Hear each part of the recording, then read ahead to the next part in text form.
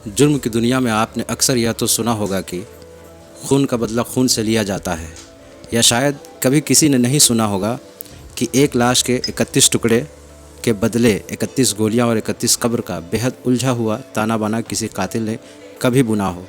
चलिए crime story में आज ऐसे ही उन दो कत्लों की कहानी की बात करते हैं जिनका ताना बाना 2 लाश, 31 टुकड़ों, 31 गोलियों और 31 ही कब्रों के इर्द गिर्द बुना गया।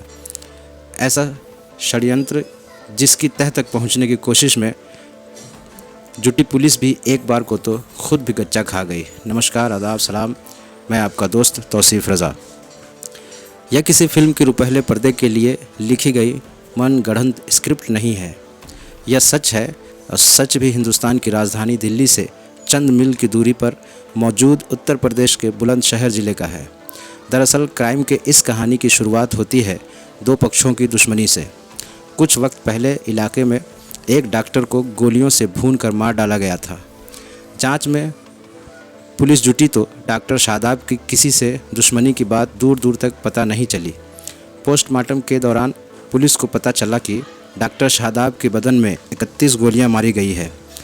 बस यहीं पर आकर पुलिस टीमें अटक गई।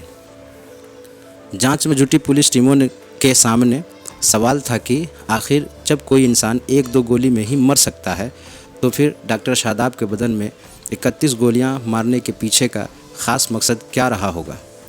ये एक गंभीर सवाल था। सवाल जितने काम का था उससे ज़्यादा वह उलझा हुआ भी था। हाँ, पुलिस ने अपने जहन में उभरे इस सवाल से पड़ताल की कई दिशाएं टटोल ली। मसलन एक इंसान के बदन में कोई इतनी गोलियां चिढ़कर या रंजिशन ही मारता है, वरना कत्ल तो 1-2 गोली से भी हो सकता है। पुलिस ने अपने इस तर्क को डॉक्टर शादाब के परिवार वालों के बयान ही काट दे रहे थे, क्योंकि परिवार वालों का कहना था कि डॉक्टर शादाब शरीफ चाल चलन वाली शख्सियत थे। उनकी कभी किसी से रंजिश की बात तो दूर की तू मैं भी नहीं हुई थी। लिहाजा डॉक्टर शादाब के परिवार वालों की इस दलील के सामने जांच में जुटी पुलिस फिर अपने ही सवाल पर आकर वहीं खाली हाथ खड़ी हो गई, जहां से उसने पड़ताल को आगे बढ़ाने की कोशिश में पहला कदम शुरू किया था। बहरहाल कई दिनों की मेहनत के बाद पुलिस को जो कुछ मिला उस सबको एक साथ इकट्ठा करके देखने से एक बात साफ हो चुकी थी कि हो न हो परिवार वाले भले ही डॉक्टर शादाब की किसी से दुश्मनी की बात से इनकार करें, मगर कत्ल की इस घटना में रंजिश का एंगल तो कहीं न कहीं दबा छिपा है ही, जिसे तलाश कर बाहर लाना और कातिलों तक पहुंचने की जिम्मेदारी पुलिस की थी। कहते हैं कि हर जगह अपराधी पास होता रहे, मगर एक जगह जहां पर जाकर वह हारता है उसी मुकाम पर पुलिस या किसी भी जांच एजेंसी की जीत लिखी होती है। हूबहू ऐसा ही हुआ बुलंदशहर के डॉक्टर शादाब हत्याकांड के खुलासे में। डॉक्टर शादाब की अगर किसी से रंजिश नहीं थी तो फिर उनके बदन में आखिर 31 गोलियां क्यों किसी कातिल ने मारी। खुद से पैदा इस सवाल में जूझती हुई बुलंदशहर पुलिस पहुंच गई हापुड़ में कत्ल की उस वारदात या लाश की कहानी के करीब, जिसे इसी साल 18 मार्च को हापुड़ के हाफिजपुर इलाके में अंजाम दिया गया था।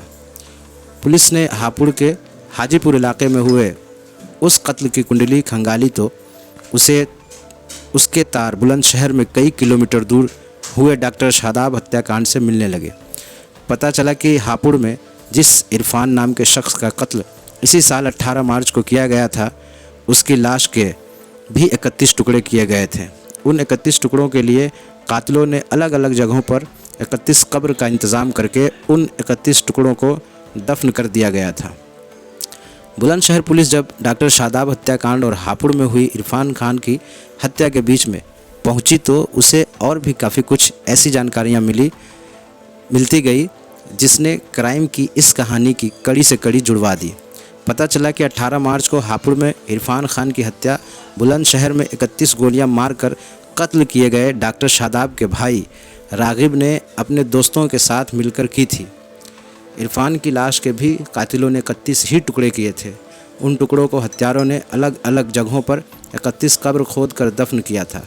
बस बदन में 31 गोली और एक लाश के 31 टुकड़ों की कड़ी से कड़ी जुड़ते ही बुलंदशहर पुलिस अपने इलाके में हुए शादाब हत्याकांड के खुलासे के मुहाने पर जा पहुंची। डॉक्टर शादाब हत्याकांड की पड़ताल में जुटी बुलंदशहर पुलिस को पता चला कि डॉक्टर शादाब के घर वालों ने जिन 4 लोगों को नामजद करवाया था वो सभी हापुड़ में इसी साल 18 मार्च को कत्ल किए जा चुके इरफान के भाई थे। वहीं इरफान, जिसकी हत्या में डॉक्टर शादाब के भाई और उसके दोस्तों का नाम आ रहा था। पुलिस ने 31 कब्र, एक लाश के 31 टुकड़े और एक शख्स के बदन में 31 गोलियों की तो कड़ी से कड़ी जोड़ ली। इसके बाद भी मगर सभी कातिलों की गिरफ्तारियां नहीं हो सकी। गिरफ्तारियों के लिए बुलंदशहर पुलिस राष्ट्रीय राजधानी क्षेत्र में अभी तक अपना जाल बिछाए हुए है। इस कहानी को सुनाने का मकसद किसी का दिल दुखाना या चोट पहुंचाना नहीं है, बल्कि आपको जागरूक करना है। ऐसी ही और वीडियोस देखने के लिए चैनल को अभी सब्सक्राइब कर लीजिए। धन्यवाद।